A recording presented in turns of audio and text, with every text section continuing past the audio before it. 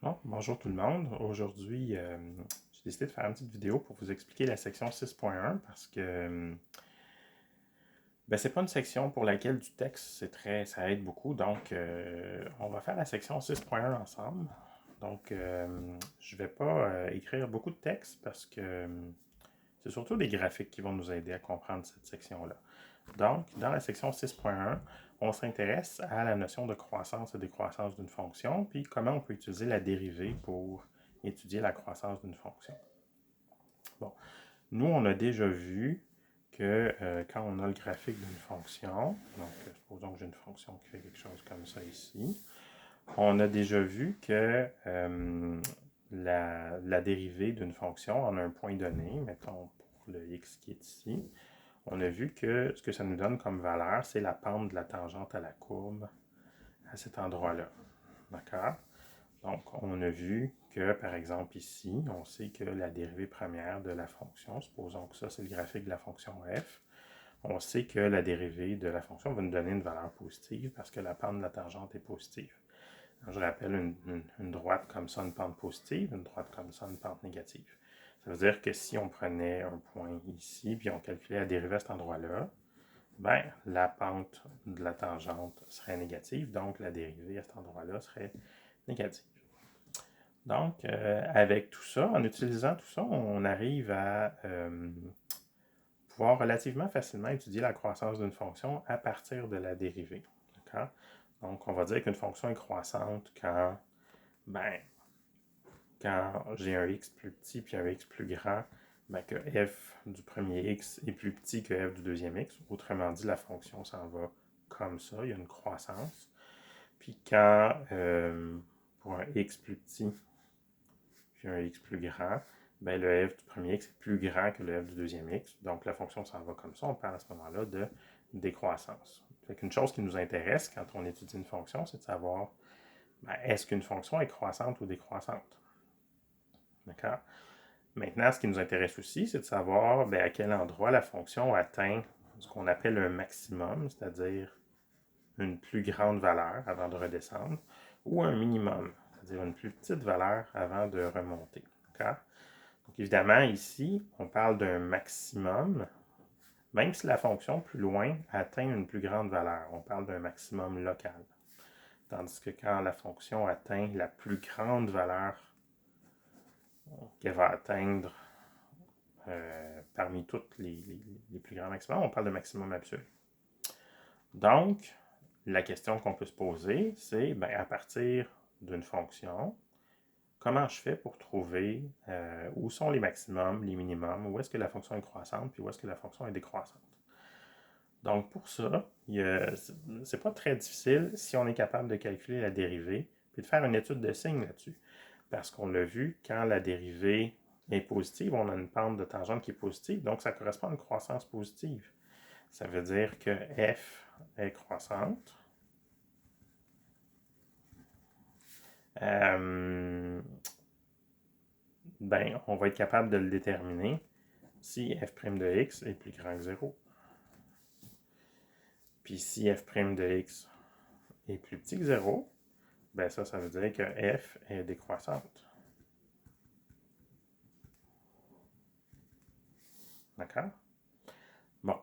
Fait que là, si on veut savoir le signe d'une fonction, la croissance d'une fonction, par exemple, supposons que, on va faire un exemple. Mettons que j'ai la fonction f de x qui est égale à x2 moins 1. Puis là, je me demande, ben, c'est quoi l'intervalle de croissance et de décroissance de cette fonction-là? Donc, premièrement, je dois me demander, ben, c'est quoi le domaine de la fonction?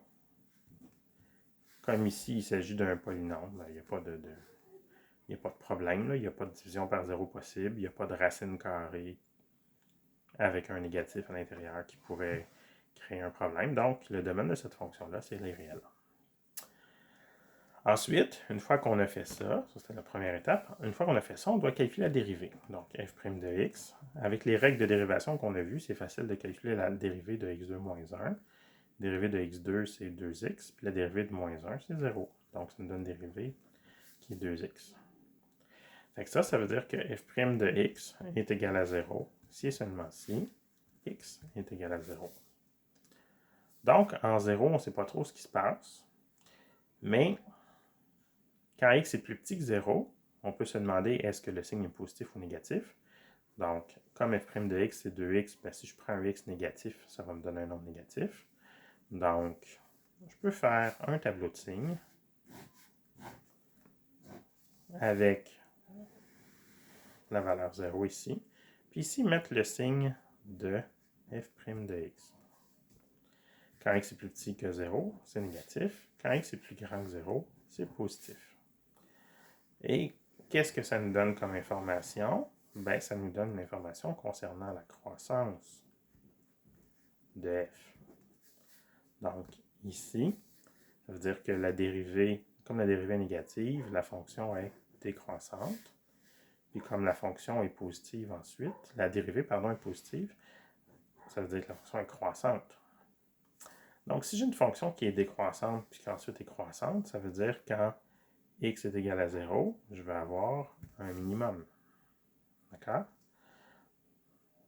Puis f de 0, c'est égal à quoi? F de x ici. On peut rajouter cette ligne-là à notre tableau de signes. Évidemment, ici, on a juste une valeur où la dérivée s'annule, donc il y a juste une valeur à calculer. F de 0, ça nous donne f de 0, ça nous fait 0 au carré moins 1, ce qui est égal à moins 1. Donc, moins 1. Fait qu'on a un minimum à moins 1. Donc, si on s'intéresse à la croissance de cette fonction-là, on peut dire que f est croissante sur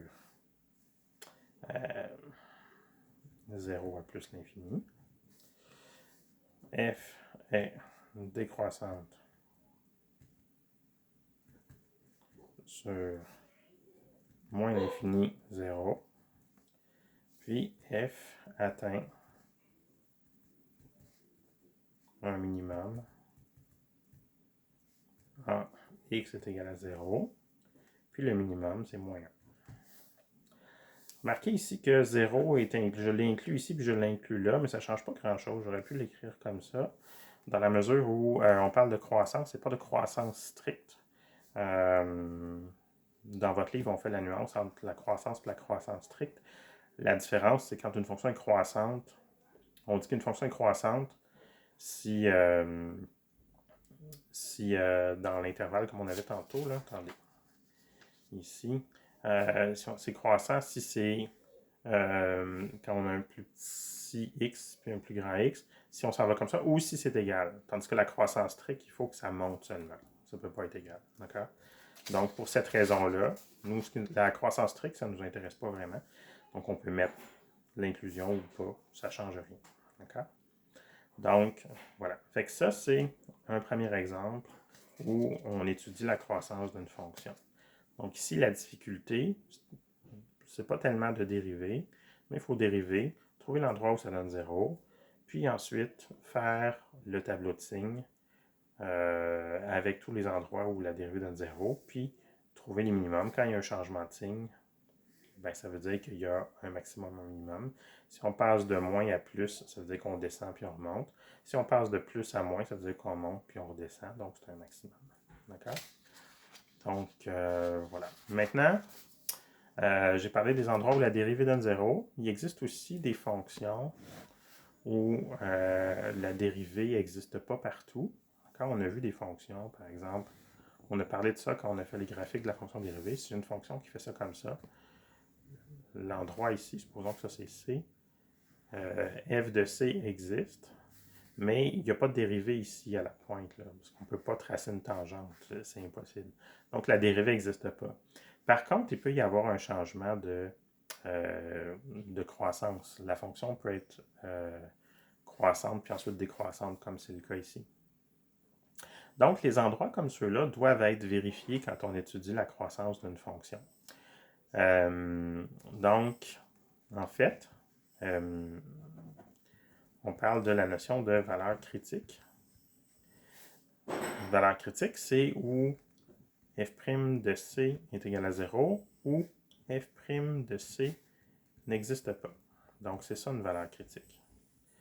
Quand on fait l'étude de la croissance d'une fonction, quand on calcule la dérivée, on doit considérer les valeurs où la dérivée donne 0, mais aussi les valeurs où la dérivée n'existe pas, parce qu'il peut y avoir un changement de signe à ces endroits-là. D'accord? Donc, on va avoir des endroits où la dérivée n'existe pas, particulièrement quand on a des fonctions rationnelles, quand on a un dénominateur, peut-être qu'au dénominateur, il y a une valeur qui va faire en sorte que le dénominateur va donner 0, puis à ce moment-là, il y a peut-être un maximum ou un minimum à cet endroit-là, ou une asymptote, ou quelque chose comme ça. Donc, voilà, fait qu'il va falloir faire attention à ça. Donc, en gros, c'est ce que je voulais vous raconter pour la section 6.1. Je vais probablement faire d'autres vidéos avec des exemples un peu plus compliqués que celui-là. Mais là, je ne vais pas faire une trop longue vidéo, sinon avec ma connexion, ça va prendre la journée à uploader. Donc, je vous laisse là-dessus, puis amusez-vous bien dans la section 6.1. Salut!